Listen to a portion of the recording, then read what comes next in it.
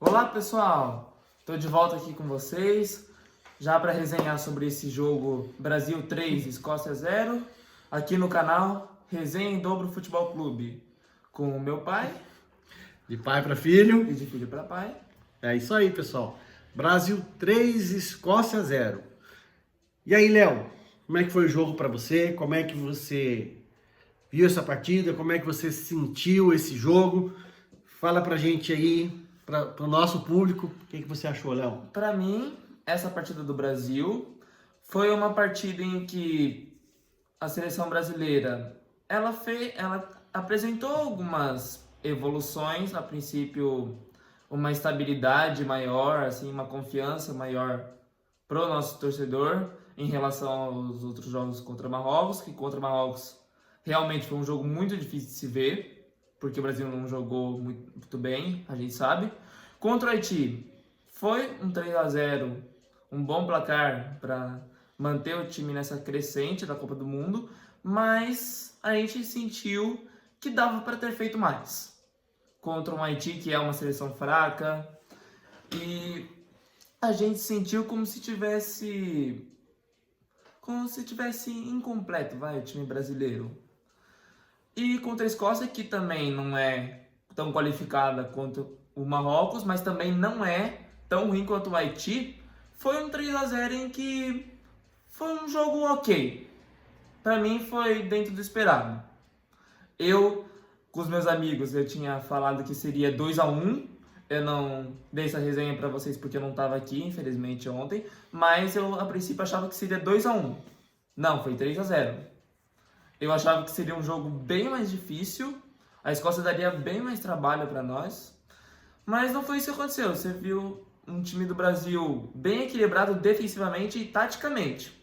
Mas a gente percebe que há uma deficiência, há uma falta de qualidade para os atacantes lá na frente. Falta um pouco de criatividade. Anderson, meu pai, na sua opinião, qual foi a sua sensação durante esse jogo? Brasil 3, Marrocos 0. Não. Marrocos 0? Brasil A 3. Escócia 0. Escócia 0. Bom, pessoal, como o Léo comentou aqui, eu também achava que esse jogo ia ser um pouco mais difícil para o Brasil. Eu até disse isso para vocês no nosso bate-papo pré-jogo. Porque a Escócia vinha precisando de apenas um pontinho para se garantir na próxima fase. Então, eu sinceramente achava que a Escócia ia jogar bem trancadinha lá atrás para não perder de forma nenhuma, garantir o empate e o pontinho que colocaria a equipe na próxima fase. Agora, além da derrota, e 3 gols a mais no saldo negativo, a Escócia, até o momento agora, a Escócia ainda está classificada, mas depende de outros resultados. Se, por exemplo, o Equador vencer a Alemanha, a Escócia dá adeus. Então eu achei que eles jogariam ali bem trancadinhos, usando da imposição física, usando da altura para segurar o Brasil, e não foi assim. Mas tem a pergunta que não quer calar. Quem é mais antigo aí já deve ter ouvido essa propaganda. Tostines vende mais porque é fresquinho ou é fresquinho porque vende mais? O que eu quero dizer, Léo? A pergunta é: a Escócia aparentemente ela foi um adversário até mais fácil do que foi o Haiti. A pergunta é: a Escócia pareceu ser um adversário até mais frágil do que o Haiti porque eles são mais frágeis que o Haiti mesmo? Ou eles pareceram mais frágeis do que o Haiti porque o Brasil melhorou? Eu acho que é uma pergunta difícil de responder, viu, pessoal? Difícil de responder, Léo. Por quê? Aqui, a gente não é monetizado pelo YouTube. Nós não somos monetizados pelo YouTube aqui no canal. Não tem nenhum patrocínio aqui. Então, a gente tem a liberdade de falar com vocês sem ter a preocupação de falar para agradar alguém. Então a gente pode falar com liberdade, porque eu não tô, nem eu nem o Léo, o canal não está comprometido com ninguém.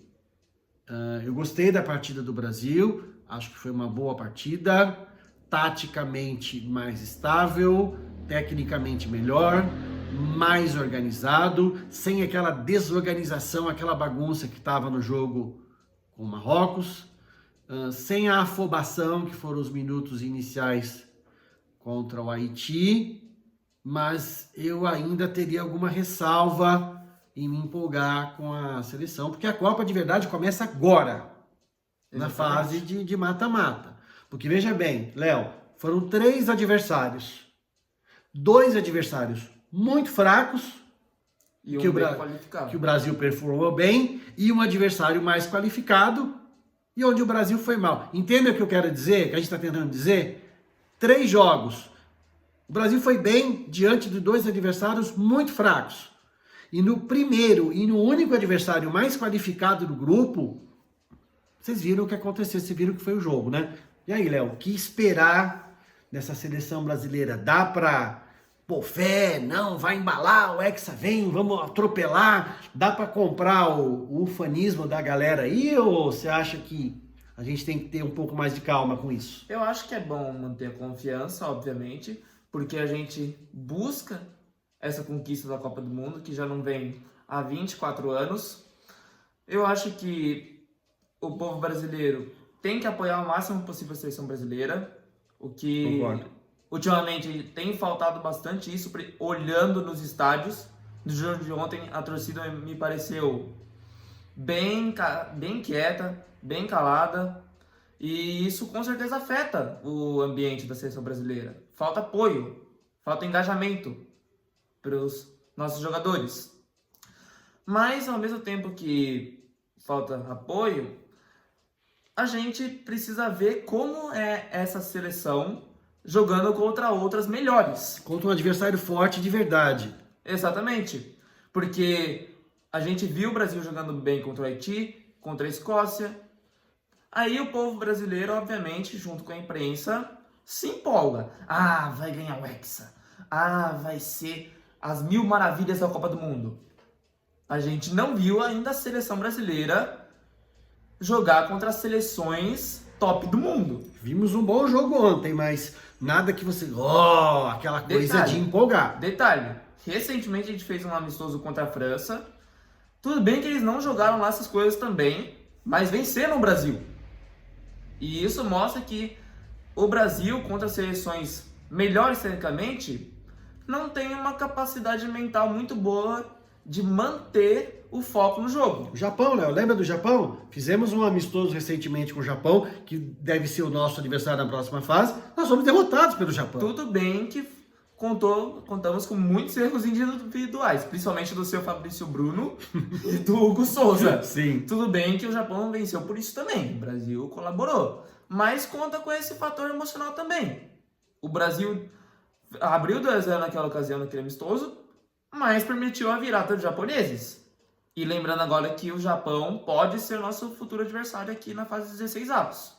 O que a gente está tentando passar para vocês, pessoal? Procurem aí na Cazé TV, nosso concorrente. Procurem aí na Cazé TV os melhores momentos de República Democrática do Congo e Colômbia. Vocês vão entender o que a gente está tentando passar aqui para vocês. Foi 1-0 só para a Colômbia. Mas o placar não diz o que foi o jogo. A gente quer que vocês vejam, se possível, esses melhores momentos e comparem o que foi o jogo da Colômbia contra a República do Congo do jogo do Brasil ontem. Foi 1-0 só, mas é impressionante, foi impressionante ver o volume de jogo da Colômbia, o quanto a Colômbia criou. O resultado só não foi muito maior porque o goleiro da República do Congo estava num dia assim, inspiradíssimo, não passava ali, acho que nem sinal de Wi-Fi, só tomou um gol porque a bola desviou na pontinha da chuteira do zagueiro e pegou o contrapé dele, né, Léo? O Léo é goleiro, o Léo sabe disso, não havia o que fazer. Mas volume de jogo da Colômbia, impressionante. A precisão dos passes, a velocidade na troca de passe, na recomposição, impressionante, coisa que o Brasil não faz, não mostra. Puxem aí na Cazé TV, pessoal, peguem os melhores momentos de Colômbia e República Democrática do Congo, que vocês vão entender. O que realmente nos preocupa e segura um pouco o nosso entusiasmo é isso que o Léo falou. Até o momento, nós não vimos o Brasil enfrentar um grande adversário e fazer contra esse grande adversário uma boa partida. O único adversário realmente difícil dessa primeira fase foi o Marrocos e o Brasil foi muito mal na partida. Não, Léo? Lembra desse jogo, né? Pegou um adversário um pouco mais qualificado, não jogou muito bem. A coisa já desandou. Essa vitória era importante? Sim. Foi um bom jogo. Não vamos dizer que o jogo foi ruim. Não, foi um bom jogo. Deu show? Não. Aquela coisa de empolgação? Não. Mas foi um bom jogo. Então é importante ter passado em primeiro no grupo. Eu acho que esse resultado, dentro de uma partida razoavelmente calma para o Brasil ontem, ajuda na moral, no clima do grupo para a próxima fase, que nem a gente conversou com vocês aqui no pré-jogo. Mais importante, ou tão importante quanto vencer, era fazer uma boa partida para poder chegar na próxima fase leve, que é quando a Copa começa de verdade. E vou deixar uma pergunta aqui importante para o Léo. Léo, falando dos jogadores do Brasil, melhores jogadores em campo ontem na vitória contra a Escócia? Pra mim, apesar dos gols, o Vini Júnior, pra mim, ele é o top 1 dessa seleção brasileira. Dos 7 gols que o Brasil fez até o momento, 4 são dele. Tem contribuído muito pro nosso time. A gente cobrava realmente bastante que aquele Vini Júnior do Real Madrid aparecesse na seleção brasileira. E realmente tá aparecendo a princípio. Importantíssimo. Né? A gente cobrava na Copa América, a gente cobrava ele nas eliminatórias, o porquê ele não estava aparecendo, o porquê aquele Vini Júnior do Real Madrid não estava aparecendo. Parece que tá deixando bons olhares agora nessa Copa do Mundo. Para mim, o segundo melhor, não menos importante dentre os que eu vou falar, mas um dos melhores para mim, indiretamente porque não fez nenhum gol, mas tem contribuído muito para aspectos táticos do Brasil, é o Bruno Guimarães. Bruno Guimarães, excelente lembrança. Bruno Guimarães, por quê? Porque ele tem contribuído muito com criação de jogadas, com assistências, com passes para gol, e isso ajuda cada vez mais a nossa seleção. Entrada do Ryan, Léo. A entrada do titular Ryan, hoje aí, como é que você viu isso? apesar de, na minha visão, ele não ter feito um bom jogo ontem, dava para ser melhor perto do que a gente sabe que ele é bom, ele foi bem melhor que o Rafinha. Ele fez, como eu digo, ele fez bem mais que o Rafinha em 5 anos de seleção. Exatamente. Ele fez bem mais que o Rafinha durante quase 90 minutos. Além disso, um outro jogador que eu quero destacar é o Matheus Cunha. Exato. Matheus Cunha, porque ele vinha sendo criticado, tanto quanto o Vinícius Júnior, porque até a Copa, em 40 jogos, ele só tinha feito um gol pela seleção, eu acho, não sei se era 20 ou 40, mas ele só tinha feito um gol. E para a posição dele, que era de centroavante, ele estava sendo muito cobrado por isso. Exato. Agora ele já tem 2 gols na Copa do Mundo. Não, 3. Entrou contra o Haiti para fazer gol e fez, entrou ontem, fez gol também. Eu sinto que o aspecto tático que o Ancelotti colocou para a seleção brasileira nessa Copa do Mundo está favorecendo muito o jogo do Matheus Cunha e do Vinícius Júnior. O Matheus Cunha, ele está jogando como um falso 9, eu diria. Um falso 9 que entra pisando para a área. Então, ou seja, isso favorece muito o posicionamento e as movimentações que ele mesmo cria para os outros companheiros contribuírem para gol. Então, essa é a minha visão. Para mim, os destaques são Vini Júnior, Matheus Cunha e Bruno Guimarães. Eu não vou dizer o Henrique porque não jogou nada. Poucos minutos, né? Quase não dá para falar. Só falo baseado no último jogo contra o Haiti, que ele fez o gol, mas anulado corretamente. Mas não dá para falar muito do resto, não. Eu também colocaria o Danilo nessa conta aí. Danilo vai levar também. Tá fazendo uma boa Copa do Mundo. E eu tenho uma pergunta para você, pai. Opa. Uma pergunta para você. Qual a sua opinião sobre o retorno do Neymar ontem? Não, acho que o Neymar ter entrado ontem é importante, porque ele correu ali os seus 15, 20 minutos, cobrou escanteio, tentou colaborar. Ele mostra que pode estar recuperado da lesão mas ele está completamente fora de ritmo. Completamente fora de ritmo. Sinceramente, eu acho que o Neymar não tem condições de estar em campo na fase de mata-mata. Ele está completamente fora de ritmo. Só se for para entrar ali nos 10, 15 minutos finais, dependendo da condição que o jogo tiver, dependendo da situação, mas ele está completamente fora de ritmo. E, sinceramente, nada contra a pessoa do Neymar, de forma alguma, mas a gente deixou de repente, ter um jogador que poderia contribuir efetivamente com a seleção e levamos para o grupo um jogador que lesionado, que talvez recuperado agora, mas completamente fora de ritmo, né? Eu esqueci o nome do jogador do Chelsea. Quem era o jogador do Chelsea que a gente... O Andrei Santos ou o Estevão? Não.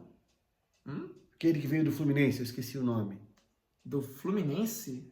Ele foi do Fluminense antes do Chelsea. Ah, o João Pedro. O João Pedro, esqueci o nome, não me lembrou. Eu acho que a gente poderia, por exemplo, estar na Copa com o João Pedro, que eu acho que contribuiria muito mais do que o Neymar. E eu falei isso na época, eu acho que a gente poderia, por exemplo, ter contato com o Pedro do Flamengo, que é, sem dúvida, hoje o melhor centroavante brasileiro em atuação dentro do nosso futebol. Acho que nós deixamos de dar a oportunidade a dois jogadores que poderiam efetivamente contribuir com a seleção, por um jogador lesionado e que talvez volte agora, mas se voltar, volte completamente fora de ritmo. Espero que eu queime a língua, em que em algum momento que o Brasil precisar, o Neymar entre e faça a diferença, mas realmente eu respeito o jogador, respeito a história, respeito o passado, né? Mas história não ganha a Copa, né? Então, eu acho que não é por aí. Resumindo, tomara que o Neymar ele se recupere e volte ao ritmo o mais rápido possível. A gente conta com ele para isso, para fazer a diferença na seleção. A gente sabe da história que ele tem, o que ele pode fazer, a gente sabe do potencial que ele tem. Mas é isso. A gente ressalva essa lesão que ele teve, agora como ele está fora de ritmo na seleção. E tomara que ele consiga dar a volta por cima. É isso. Exatamente. Vale lembrar que a gente aqui, como nós falamos, a gente não tem compromisso com ninguém. Tá? A gente critica quando tem que criticar e elogia quando tem que elogiar. Não posso deixar de falar, mas ontem a gente criticou, mas ontem o Paquetá foi muito bem em campo, fez uma boa partida, cumpriu o seu papel como se espera dele ali. E eu deixo a pergunta para vocês agora e vou fazer uma pergunta para o Léo. O time ontem todo, de modo geral, foi bem, mas para mim, lembre-se, não é nenhum problema pessoal com ninguém. Eu respeito a história, respeito a pessoa, respeito a carreira, respeito tudo que conquistou na sua vida profissional, no esporte. Mas para mim, ontem de novo, mesmo com todo o time bem, para mim, o único ponto de nota que me pareceu novamente abaixo do restante do time foi o Casemiro. Léo, o que acontece com o Ancelotti, pergunto para vocês também, que insiste com o Casemiro na equipe? Não tem muito o que se expressar, né? A gente não sabe nada da vida pessoal do Ancelotti, a gente não sabe muito dos treinos da seleção brasileira, o que ocorre lá dentro da CBF, para justificar o Casemiro como titular, porque realmente tá difícil de se ver. O Casemiro muito lento, parece que está acima do peso, parece que não aguenta mais correr, tá até com a língua de fora. E é complicado. Eu acho que tem jogadores no banco de reservas como o Fabinho, o Danilo Santos, que estão querendo essa vaga muito mais que ele mesmo, que o próprio Casemiro. Eu acho que tá na hora do Ancelotti cair na real e botar os caras que merecem ao invés do Casemiro. Não pela história como meu pai disse. Exatamente. É que é momento, né? História não ganha jogo, né? A seleção brasileira é o lugar dos melhores jogadores que estejam vivendo os seus melhores momentos. Não foi bem contra o Marrocos, não foi bem, não comprometeu, mas também não foi bem contra o Haiti. Ontem o time todo foi bem. Não comprometeu. O time todo foi bem, ele foi bem também, mas ele aparentava estar uma rotação abaixo dos demais. Apesar de ter ido bem, ele aparentava estar uma rotação abaixo dos demais jogadores que estavam em campo. Eu não consigo entender a insistência. Não consigo. Nem nós conseguimos entender o que acontece. Mistérios do futebol e da seleção brasileira. Léo, pra gente encerrar aqui, qual que você acha que é o nosso adversário na primeira fase do mata-mata e o que você espera dessa partida? O nosso adversário mais provável pelo chaveamento do grupo é o Japão. O Japão que tem uma seleção inferiormente técnica abaixo da nossa, obviamente, porque a nossa seleção brasileira é a maior seleção do mundo. Mas o ponto forte deles é justamente a velocidade, em que ultimamente o Brasil sem bola tem tido muitas dificuldades, principalmente com o Casemiro, que, como eu acabei de falar, está muito lento. Para mim, nessa partida do Casemiro, se for jogar dessa forma, não pode entrar, porque os japoneses são muito rápidos. Mas eu torço para que aconteça uma zebra e a Suécia seja o nosso adversário. Seria melhor, né? Seria melhor, porque eles recentemente vieram de uma goleada sofrida pela Holanda e com uma moral bem lá embaixo. Essa patada que tomaram da Holanda, exatamente. Né? Tudo bem que eles também fizeram 5-1 na Tunísia, mas também sofreram depois uma goleada absurda da Holanda. A Holanda a gente já não tem mais a probabilidade de pegar, porque eu acho muito difícil a Holanda perder hoje.